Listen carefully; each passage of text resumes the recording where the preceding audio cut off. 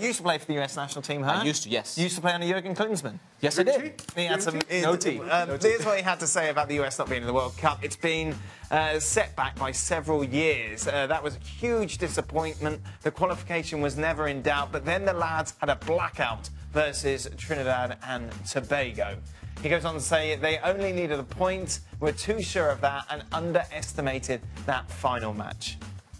Well, very unfair to use they. That's separating himself from the failure. It's a shared failure.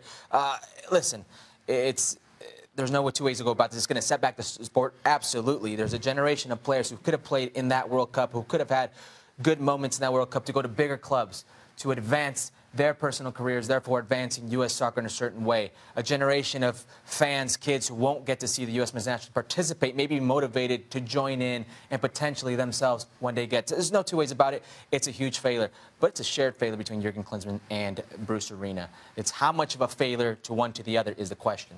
Well, Bruce Arena, what do you have, 2 games? Jurgen out of 10? Yes. Well, there you go. A 20% failure.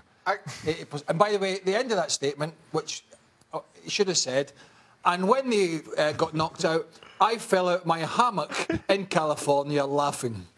Because when they sacked him, he probably went, I tell you what, if you want to bring Bruce in and you want to bring Bob Bradley in and we've got the dream team, you go ahead. You go ahead. I have to say, right, I don't get this. It's set in the US back years because they don't qualify.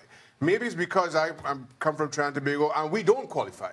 And we know how to pick up the pieces, or we're used to picking up the pieces and continuing to march forward. Your program doesn't hinge on qualification. So I don't quite understand that. Also, I don't understand there's a generation of players who don't get to play in this World Cup.